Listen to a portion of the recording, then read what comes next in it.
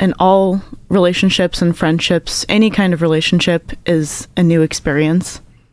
People are experiences.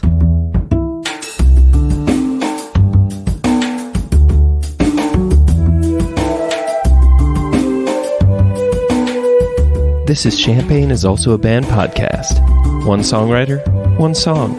I'm Sven, your host for a journey into the music of Champaign-Urbana. Recorded in the Blue Box studio with a songwriter from the Champaign-Urbana music scene, past or present. Champagne is Also a Band podcast is proud to be a part of the Champagne Showers Podcast Network.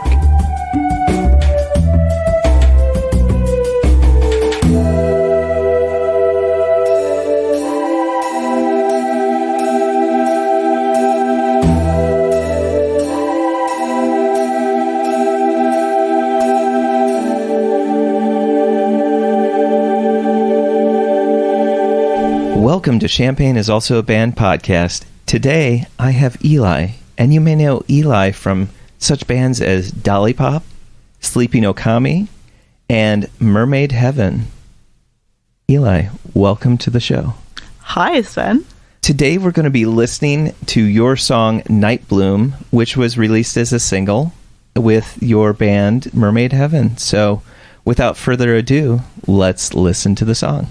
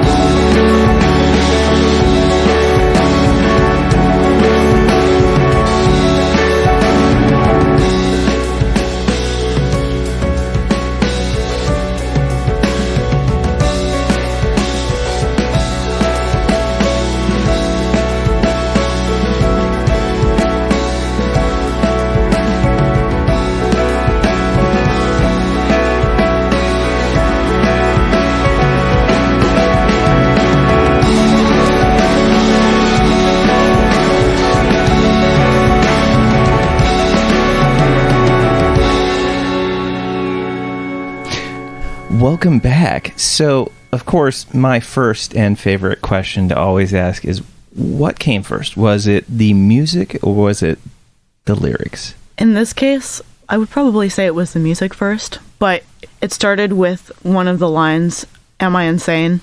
And that riff, that line, was the very beginning. I think I finished most of the chords first and then filled it out with the lyrics. Like, I had a melody in place, but then I wrote the lyrics and continually reworked them for a little while. It was the music first. I usually do that, music first, and then finish the lyrics. Gotcha. Second. Was your first musical motif, should I say, is like that first chord progression Yeah. that we hear in the... Okay. I had this thought, because the change between, I want to say, like the first section and then the second section, and that's just how my brain is organizing them. Like, the cutting off point is really the never grow up but always grow old. That to me is the linchpin between the two sections, or should I say the bridge between the two sections. I was trying to figure out if your lyrics were influenced by the particular pattern that you were doing when you were playing this, because there's kind of this, I know that it says you rode a wave, but I kept picturing as if you're like riding a horse, like this thing that's carrying you and having this rhythm of moving. And I was curious if your guitar pattern had an influence on what you said for that first line, or am I just making something up? Well, there's like an inherent melody in the guitar part that I think I was following with the vocals. That section does have like a very methodical rhythm to it. I would say yes. Okay. Yeah. But that part does feel very watery, very ocean, like you're going into the ocean, someone else's ocean, and you're drowning in their ocean, sort of. Gotcha. Yeah. So I guess like you could compare the riding a horse to like the lapping of the waves, you know, similarly. Yeah. It's interesting that you're going into someone else's ocean. My mind goes to that next line of, if to ask, am I insane? It's almost like the ocean is like its own little litmus test. Like you're dipping yourself into that litmus test to somehow come up with the result, which is, I don't know, in COVID days, I'm just like, oh, we're always just kind of testing to see if we have something that we're either experiencing for real, or we're just, I might have symptoms. I don't know. But anyway, sorry, that maybe that's where my brain is at. But Yeah. It's interesting that, you know, our own experiences have grown into how they color the way that we interpret other people's songs, which is... Yeah. I mean, that's what music's all about, is someone writes a song and they have a clear intent and feeling when they write it from their own experience, but it's like totally up to you how you want to interpret and feel that song. That's the point. I've always been fascinated with the way that you choose, I don't know if choose is the right word, but that you pick, or you, I don't know, divine the chords that you use, because I never feel like you play, how do I say this? You never play a chord that doesn't have like a ninth or a 10th or a 12th or whatever. It's always seemed that you've had several jazz influences on a lot of things that you do. I hate to just stick on those first few lines, but I feel like when you first start out, the way that you're interacting with that guitar pattern has a little bit of a scat singing kind of thing, because it's not really on the beat. It's the syncopated and in and out, which is very much back into the whole like word painting of these waves, or in the water, or even tossing a stone and having it skip across the water, in contrast to the waves. I don't know if I've ever asked this question, and I'm asking this as honestly as possible. Do you see this as a happy or a sad song? It's got to be both. Okay. Sorry. That's the kind of person I am. It's always both. It's always a little bit of both. I'm kind of glad that was my instinct that I didn't know. Yeah. Because I'm like... It's bittersweet. Well, it's a song about two people rescuing each other, essentially, and not being in the right time or the right place to do that, but still doing so anyway. And so, I mean, it's happy because two people found each other and were able to help push them along and get better. At the same time, it's sad because there's a time limit, like a known time limit to both parties' ability to be part of each other's lives. So that's why it's Nightbloom, because it's a flower blooming at night. It's a flower that is going to die in the morning, or it's like not going to last. But it's still a bloom. It's still something that's wonderful. I was thinking about the reason that plants bloom in that beautiful sense is to pull things towards them in some way, either to, I don't know if I'm saying like even a Venus flytrap, like to capture or to somehow attract or pull something in. Was that kind of a little bit of a metaphor that you were thinking about, or this idea of like exposing that beauty to attract or pull in, but also it's its own trap, and having it be even at night, then who would even see it bloom at night? So for me, the metaphor is this other person helped me bloom. That's the feeling, like I am blooming for you, but at nighttime, because it's a place only that we know, or like this is like a friendship that is not shared with anybody else, but we're helping each other bloom. That was the metaphor. It's like we're helping each other grow. The one thing that I keep thinking about, at least structurally, is this, is the never grow up but always grow old as the transition. And that, of course, is on that word old. The first time that you say that, that's when the bass and like the roundness of the more instrumentation comes in, and then you say the line again. And I like to think about how in music, saying the same line over does not mean that you're repeating the same idea. It just means that you're reinterpreting it. In terms of getting this fleshed out, do you write all the parts and then bring them to your bandmates? It really depends, but on this song in particular, I wrote the guitar and the song itself completely. That's not usually how it goes, but I wrote the song almost completely, got the arrangement, and then Sam learned the song on the piano. We tweaked the arrangement together so that it would flow very smoothly. Once he learned the song on the piano, like fully, like he knew all the chords, could play it perfectly. Then we went back and started introducing synthesizers and got rid of the piano during the main section and just brought it in at the end. And then he basically created a synth space. Yeah, that filled out the song. That's interesting, because that part is the like the very meditative part of like let's think about what you said in all of your words before, and like what just happened. The synthesizers in this song definitely are what build the energy. The guitar is just the same throughout the entire song, so that's really just a foundation. It doesn't build or take away any energy. So really what Sam did with the synthesizers was ramp up the energy with the lyrics and the feeling of the lyrics. And so I feel like that's pretty much what makes the song work. When this was getting fleshed out and the arrangements were happening, was that a conscious decision to go from a very sparse sense of a space where it was just you, the guitar? There's a few times that towards the end of that section that the cymbals come in, a nice ride taps in there, and then when the bass drops in, like, was that kind of the intention from the beginning, or was that as the process of recording that happened? I think it was a mixture of the natural feeling of the arrangement, which is the foundation, in my opinion, a lot of the times for a good song, is the arrangement itself is what guides the energy of the song. Knowing where to plateau the energy and where to escalate are very crucial aspects of songwriting. This song in particular, like, had a natural progression that just came very naturally. I think just got lucky. But also James is very good at knowing where to escalate energy, and that's something that he's always bringing up, like that's always on his mind. So once the song itself was written, he helped Sam and I figure out, well, this is a point for escalation, this is where we plateau. This is a point of escalation, this is where we plateau.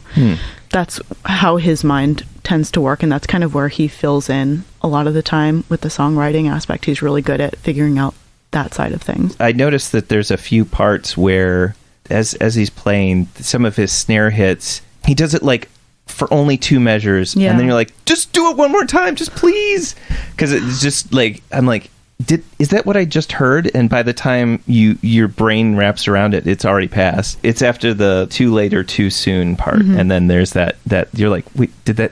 But okay, fine, okay.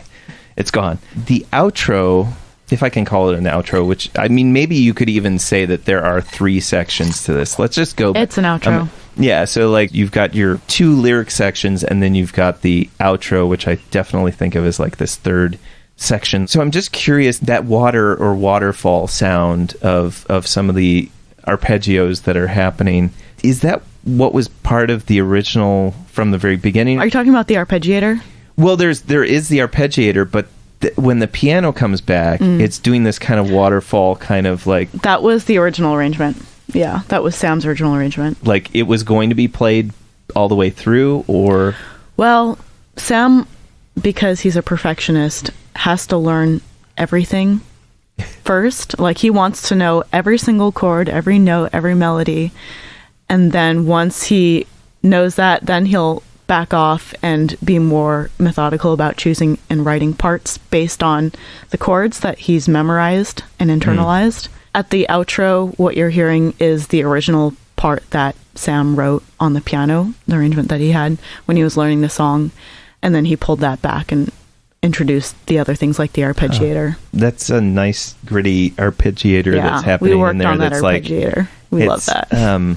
Yeah, I mean it's this nice mix of like warm, but also kind of I was gonna say threatening, but that's almost too much. Foreboding, maybe a little bit. I don't know. It's actually like 4 different synths. as synths should be, you know. When I talked to DJ Belly, he said that his almost all of the synth sounds that he uses it's at least 3 synth sounds put together that he just pulled what he liked from. Like, I like the high part of this one, and then I like the mid part of this one, and I like the bottom part of this one, and then that is the resulting sound. I wish I could say I had the patience for that, but usually I'm just like, I like that sound. Going back to the lyrics, because I feel like we only talked about that first part of I rode out a wave to see how far I could last. I'm curious about the am I the forest or the trees, because the words carved into me, and I was just curious, like, how do you interpret the words? Like, what words would you think were being carved? Or is that a weird question? No, it's not a weird question. No weird questions. In this case, the words just represent experiences. So in all relationships and friendships, any kind of relationship is a new experience. People are experiences. So in this case, the words just represent how somebody makes you feel and what you learn from them. Trees, when you carve into them, they stay at the same height. They never grow up. They the bark grows over it and it gets older, quote unquote. So it was just a feeling of like when somebody stays with you for a short time and then leaves for whatever reason, like that memory didn't get to grow older with you because the person didn't get to stay, but you carry their experience, you carry the memory of them with you. The potential of what maybe could have been will always be there. It never grows up, but it grows old with you, and you get to carry that away. I love that. I love that a lot. I was also thinking about how people will, you know, it's usually if you carve into a tree, it's about love, right? Yeah. Like people will carve. Yeah, totally. Exactly. Blah, blah, blah, plus blah, blah, blah. In a certain way, it's like, as you said, that frozen moment. Exactly. Where it just stays. Because you walk by those all the time and you see blah, blah, blah, plus blah, blah, blah. And you're like, well, I wonder what they're doing now. Yeah. Are they still together? Did they get into a fight right after that?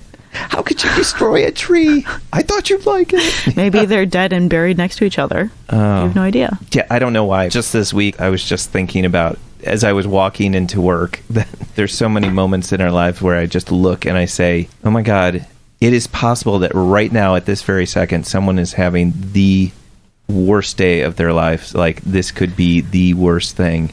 But also somebody could be like elated because they had the best news or they had the best thing that ever happened to them in their entire life.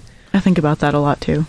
I'm going to tell you what is my favorite part of the song, and then if you'll tell me what's your favorite part. It's hard to pick, and you know, I always thought that this would be a good idea to be able to ask people, like, and then tell them what my favorite part and then like why. But then I realized how many times there's like two that I can't choose, but I will just go for it. And I would just say, and I know this is somewhat cliche, but I do love when the bass drops because I feel like that rounds it out. And then there's like that energy and impulsion just happens. Mm-hmm.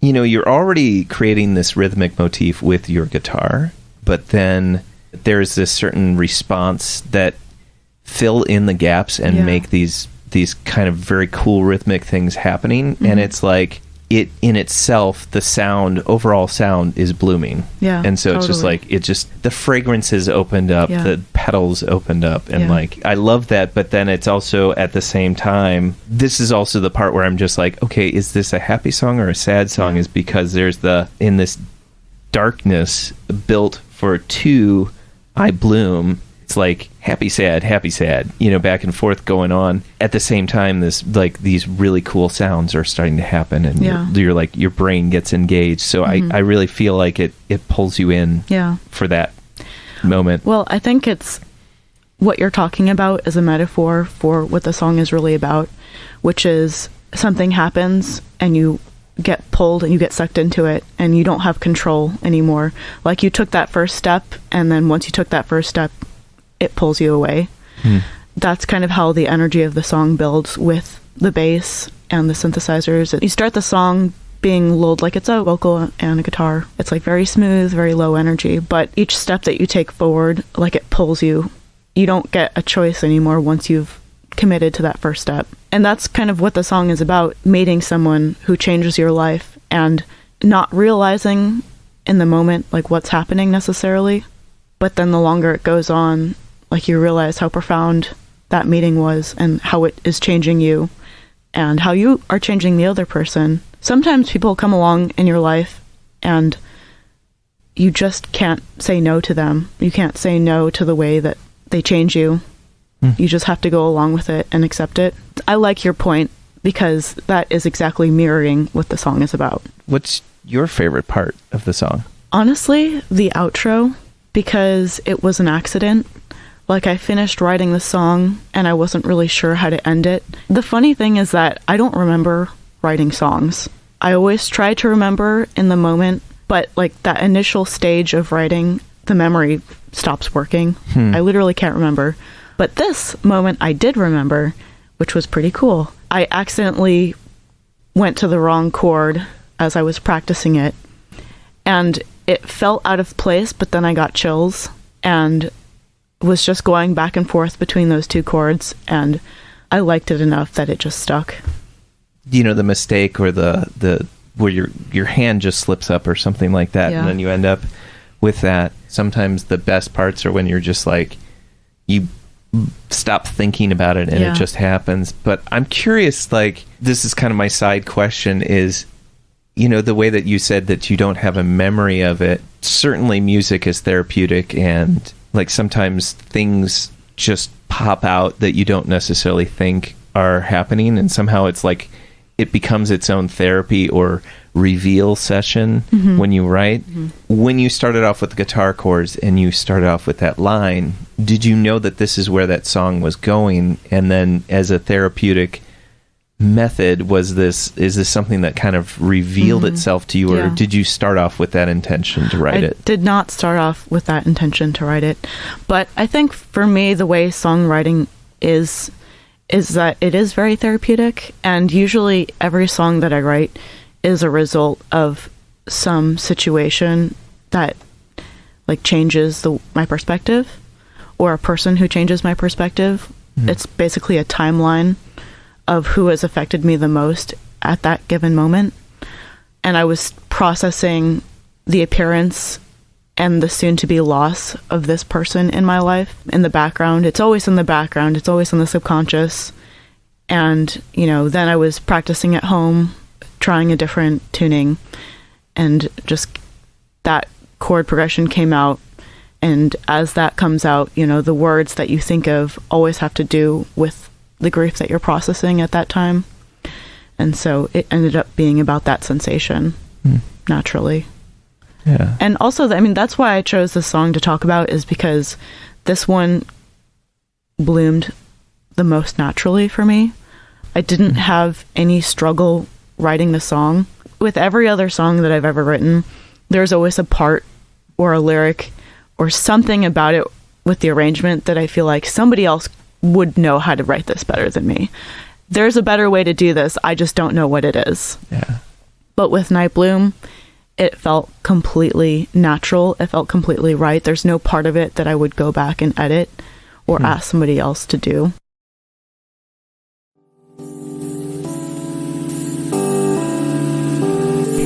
Even in the midst of the current coronavirus pandemic, the Jubilee Cafe is continuing to serve packaged, home-cooked meals free to all every Monday evening, 5 to 6:30 p.m. Meals are available for pickup outside the 6th Street door to the Community United Church of Christ in Champaign, Illinois, 805 South 6th Street.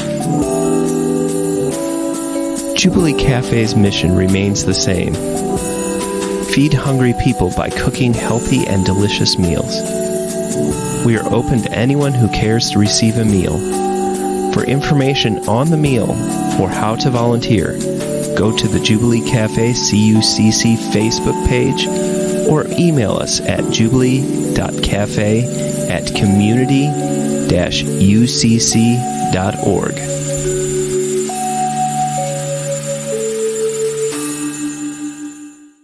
Welcome back. So, Eli, Yes. What is your favorite Champaign-Urbana venue, past or present? Well, my cop-out answer is that they're all my favorite because the intention behind making a venue is an inherent risk to the person who is doing it. And the fact that anybody is willing to take that risk is so generous and such a beautiful thing that they all deserve credit for even taking that risk emotionally, financially. So they're all my favorite. That being said, Rose Bowl is killing it right now. Yes. They are single-handedly carrying us forward. So I think they deserve an amazing amount of credit for that. When did you fall in love with music? Well, I've been playing music my whole life, but classically when I was younger. And to be truthful, I had a really negative experience playing classical music growing up because it was very demanding, very strict, very competitive, and I don't really thrive in that kind of pressure. And so I really had a negative idea of what playing music with other people was for a very long time. And I moved back to town sometime around 2015, 2014, and was living in a house with the Duke of Uke. I was living in the attic. He was living in the basement. And one day I just had my guitar, which I was teaching myself at the time, and he heard me playing and just asked me about it. And he found out that I played piano much better than guitar. And so he invited me to come jam with him and his friends. And that kind of got me started. It was a very nurturing, loving environment for someone like me who was just painfully shy and not comfortable with myself at the time. And they were really encouraging. And I played the piano with them. That was Dalipop, and that ended up in Dalipop. How did Mermaid Heaven happen? Was that a solo project to begin with? Well, Sam and I lived together at the time. And we were just playing music constantly. That's why we were living together, is because we just wanted to jam all the time. I met James through recording Sleeping Okami with him. He and I just got to talking one day, and he invited me to send him some songs. We started collaborating, and I invited Sam to collaborate because Sam is, if I'm the right hand, he's the left hand. If I'm the left hand, he's the right hand. You know, like we write together. I did see that Mermaid Heaven released a video as an entry into the NPR Tiny Desk concert.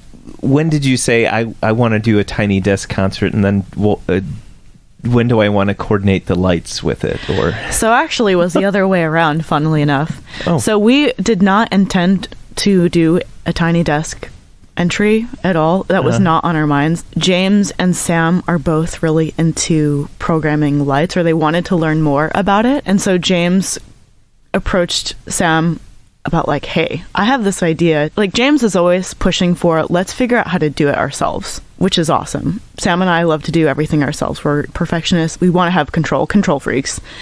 And so we were like, yes, let's do it. So let's learn how to program lights ourselves. So we were thinking, let's have a video where we program the lights ourselves. And we just picked the song You because we haven't released it and it was finished and it's slow enough that, you know, we could like learn with it. So we started programming lights that we had, the lamps. And then James saw, oh, you know, they're accepting Tiny Desk entries right now. I'll just go out and get this cute little school desk and sit in it. And so now it's a Tiny Desk entry. Which I've overheard that was not perhaps the best decision, the small desk. It was tiny, yeah. It was hard. Once he got into the seat, he was seated the entire time and directed us, okay, now press that button. Okay, now go to the camera and press that button. That's excellent. I'll put a link in the show notes about where to find that video. Yeah. It was just a great learning process for us to program the lights ourselves because we want to do that with other live videos that we do. James is really into having a visual aspect for almost everything that we release ultimately because he's really into videography and has been teaching Sam and I how to do that essentially. Cool. My kind of final question about the scene is, it's become very, very obvious that our existence and interactions with each other really are bettered by us seeing live music and being around other people and seeing those kind of interactions. So it's been something that I've wanted to explore. And so as part of that, I want to ask, what do you think makes a good music scene?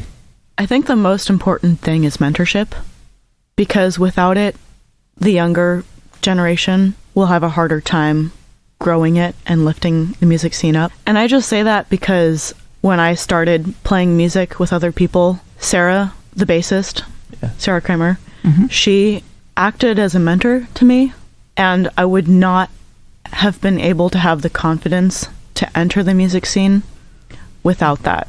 So, I mean, there's so many different aspects that go into having a great music scene, like having good venues that are good spaces for people, kindness towards one another, like different friend groups that already have pre-existing bonds, like a town that's supportive of it. There are so many different things, but when it comes down to having musicians who are able to create art, I think mentorship is the most important piece there. That I did try to play in a band in like 2012, and I was a mess back then, so there were other reasons why I didn't fully enter the music scene at that time. There was no one there who took me under their wing. It was too intimidating, honestly, for me. I didn't know what I was doing, but being the only female in a band at the time, 2011, 2012, it was like too much for me personally.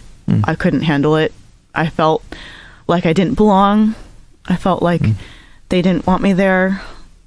I just felt like I wasn't included. And there's no reason, like they weren't behaving in a way to make me feel excluded, but it was like the mentality. And so this next time that I came through with Sarah, being able to just intentionally show me, like, it's okay to mess up. It's okay that you don't know what you're doing. It's okay to start simply. Getting to watch her walk through that process was very important for me to be able to do that. And not everyone has the same personality. Like, I had a more timid personality, so I think part of that is just me. It's my fault. But having examples is critical. The opposite side of the coin is like, what can Champaign-Urbana do better? It's hard for any one person to answer that question because it's going to depend so deeply on the person's experience in the music scene, which depends on which part of the music scene that you're in, which friends that you have, how much experience you have in music, like what is it that you're able to bring to the table and how valuable is it, etc., etc.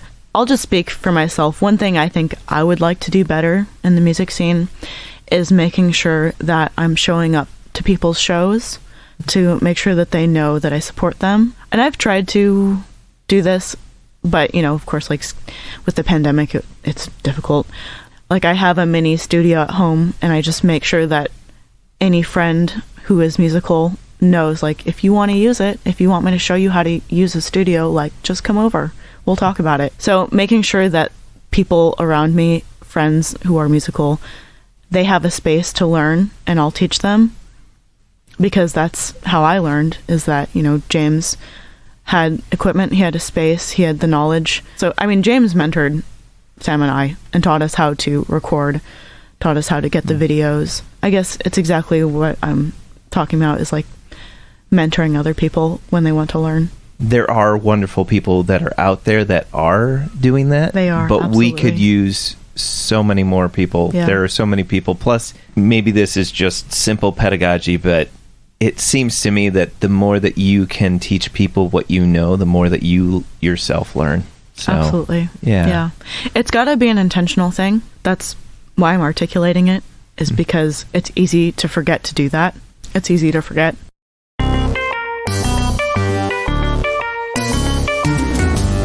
Champaign is Also a Band podcast is proud to support Exile on Main Street.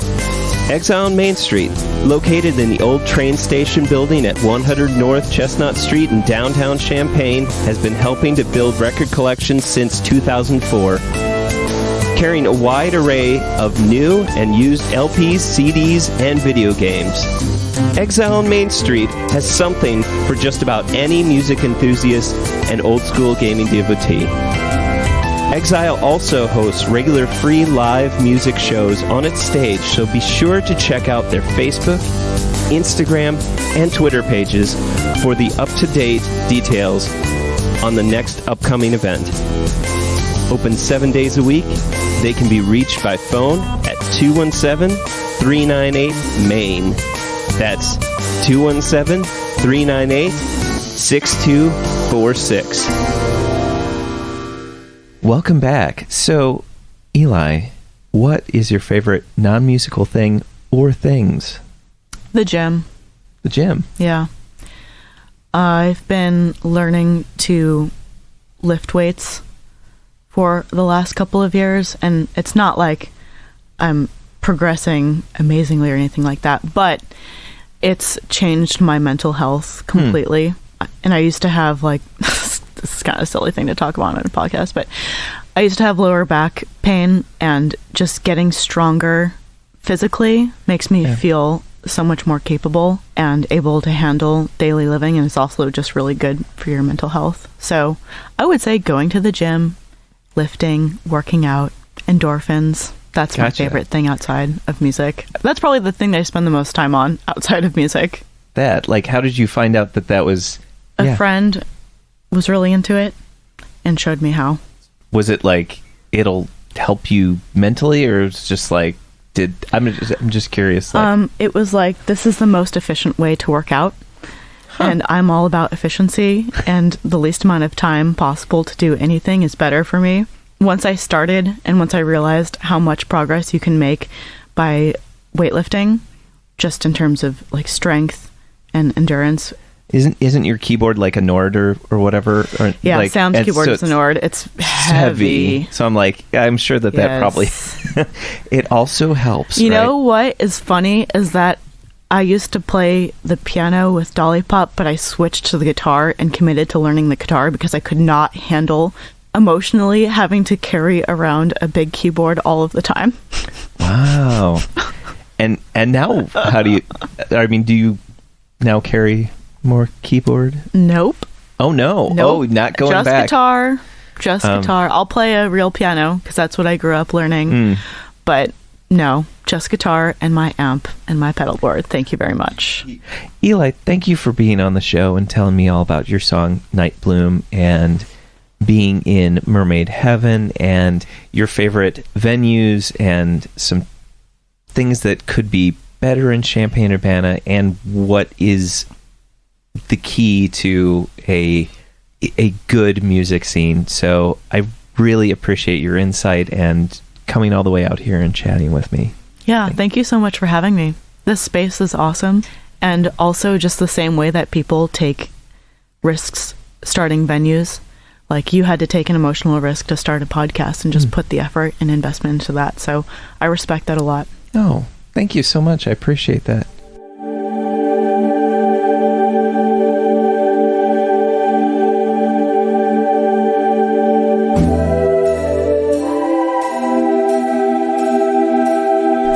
Thank you for listening to Champagne is Also a Band podcast. This is Eli from Mermaid Heaven reminding you, great music is out there. Go find it where you live.